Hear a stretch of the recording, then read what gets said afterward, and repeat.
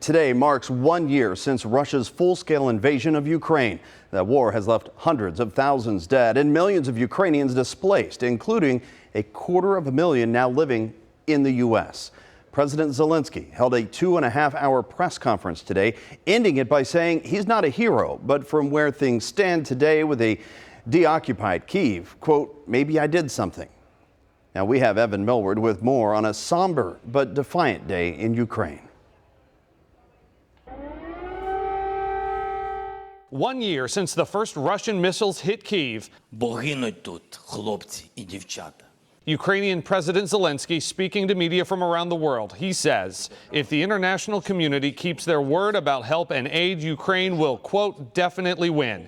ABC News reporter Ian Pannell asks Zelensky what he says to Americans who believe the U.S. is giving too much to Ukraine. A new poll shows support is fading since last year. What would your message be on the anniversary to those Americans? Zelensky first thanks Americans and goes on to say if they don't support Ukraine, they will lose NATO. They will lose the influence of the United States of America.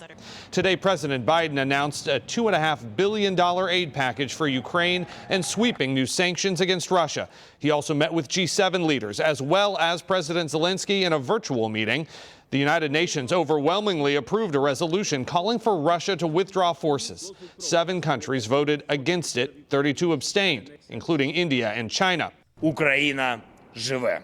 On this somber day in Ukraine, Russian President Putin has been silent. Over the last year, Russia has killed tens of thousands of Ukrainian men, women, and children, uprooted more than 13 million people from their homes. I'm Evan Millward, WCPO 9 News.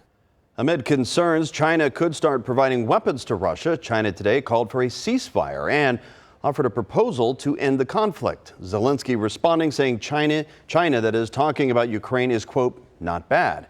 Meanwhile, conversations continue here at home. What are your first thoughts here on the 1-year anniversary of your country going through this? I am still shocked, a year later, this is reality, and waking up a year ago on the 24th and realizing that your home has been bombed. I mean, there's nothing that prepares you for that, and you'd think that after a year, I'd have the words or the understanding to know and be able to process more and grieve more. That is Cedarville University senior Abigail Rist, an American citizen. She actually grew up in the Ukraine from the age of 4 until she started school at the university. This is the building where she once lived, and also the playground she once played on. Images from when the war first began. She says there's a group of students on campus who call themselves the Slavs of Cedarville. Going into the second year now of the war, she has concerns that people around the world may forget what's going on in Ukraine and find something else to focus on. And we oftentimes get together several times a week and just talk about some of our greatest fears.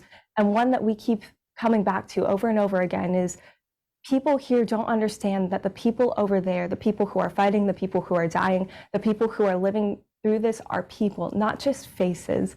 And those people are our friends, our loved ones, the people who raised us. And that's a very heartbreaking thing to go through over here on this side. She says she spoke to friends in Ukraine as recent as this morning. She called to wish an old friend a happy birthday. She says one day soon she hopes to be able to give those wishes in person.